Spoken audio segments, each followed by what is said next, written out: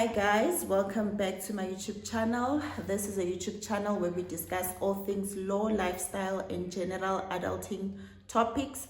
So whether it's buying a car, getting car insurance, getting a house, an apartment, looking for a job, whatever the case may be, we will be discussing it here and just figuring it out together.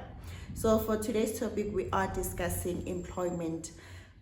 Basically, things that you can apply to make yourself more employable as a law student or a law graduate.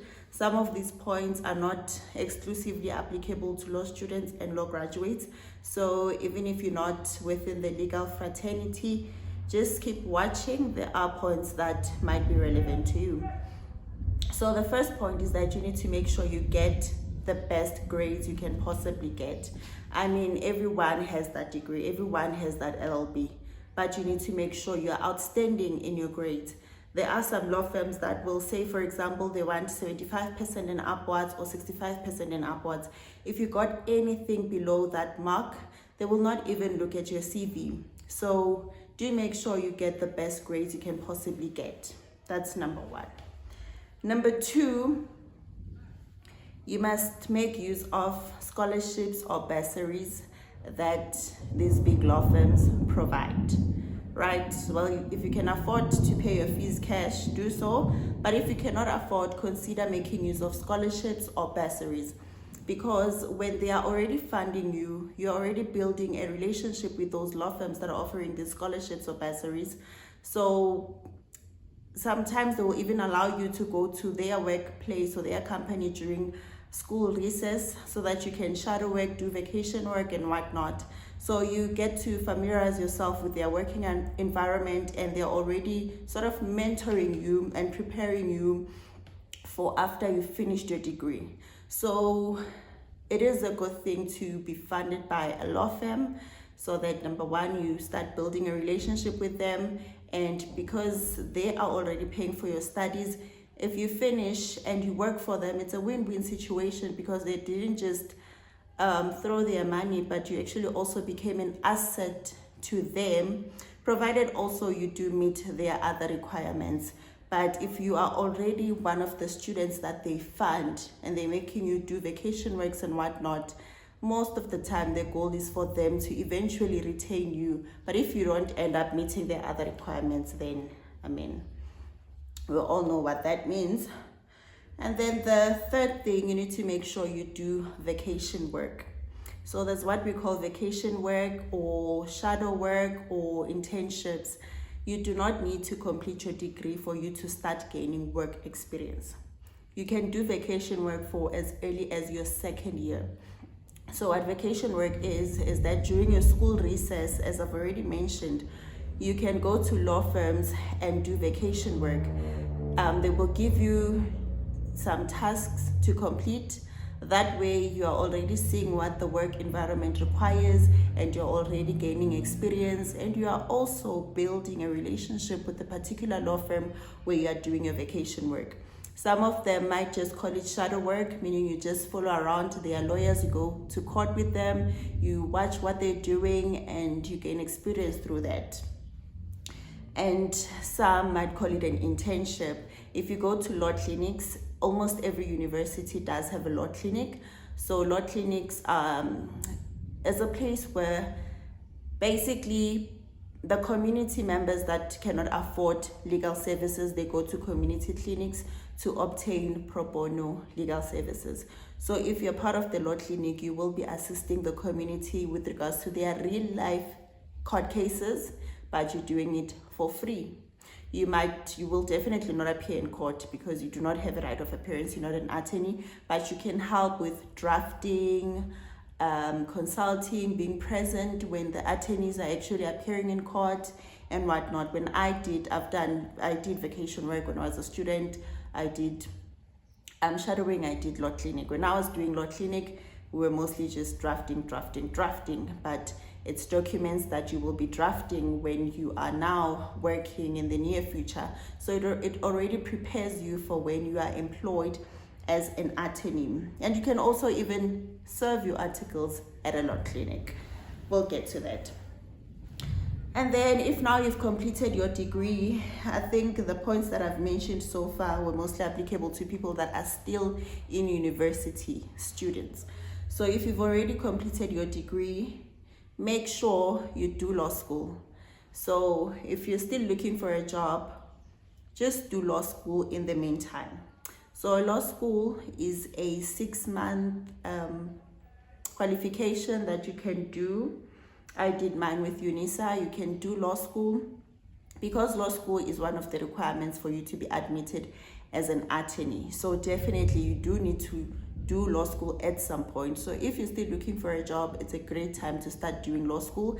It will definitely also prepare you for board exams, and law school focuses on the workspace. It focuses on the subjects that are more relevant when it comes to the workplace and that are also relevant when it comes to board exams. So do law school so that by the time you apply, you are one step ahead, as you don't just have an LLB, but you also have law school on top. And then the other thing is, I think this is number 5, it's get a driver's license. Get a driver's license. Yes, there are law firms that are fancy. They have company cars and actually a driver that will drive you around when you need to go to court. Yes, I've experienced this at Maponya Attorneys in Pretoria. So they might have nice cars where a driver can drive you around if you need to go to court. That's just one of the firms where I did my vacation work. However, some other law firms might not be able to cater a whole company vehicle for you. So, or they might have a company vehicle for you, but not a driver. So you need to drive yourself when you go to courts, or you go to the master's office, or you're going for consultations, right? Some of them might actually like it if you even have your own car that you can use to go to court and wherever you need to go. But yes, as an attorney or an advocate, you will need to drive. That's just how it is, because you're not just working in one court. If you're an attorney that's doing general practice, or even a conveyancer, whatever the case may be, you are very likely to travel to different places. So a license will definitely come in handy. The other thing is, apart from doing your law school, you can also do your master's. So let's say, for example, there's a certain law firm you aspire to work for.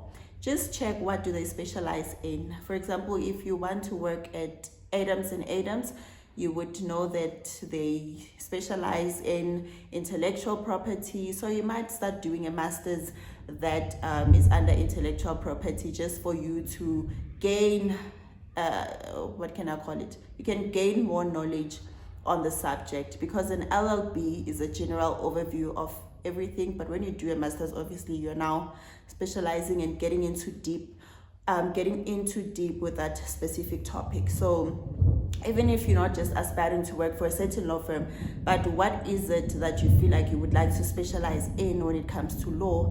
Do you want to specialize in criminal law, family law, whatever the case may be? You can pursue a master's in that particular field. And then this brings me to my last point, which is point number 7, is broaden your choices. So I know as a law student, we all think, well, I'm not a student anymore, but when I was a law student, we would all think we need to do articles. Like, you are so narrow-minded in doing articles. However, there are more options.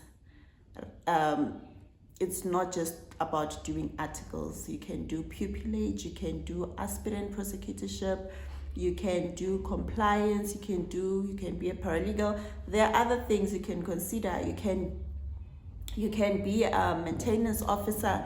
There are other opportunities, you can check the labor courts, the CCMAs and whatnot. So if you have an LLB and you've been searching for a job, well, mostly they are searching for articles. Try also broadening your options by looking at other jobs that you can get.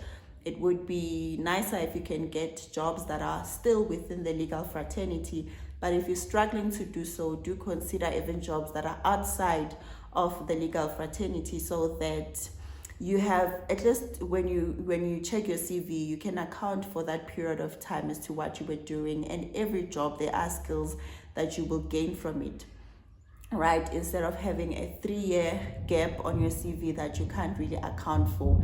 And I know you can do all of this and still just the economy doesn't allow, but these are just some of the tips that I think they are helpful when it comes to looking for employment. I hope you enjoyed the video. Do like, comment, share, and subscribe. Bye.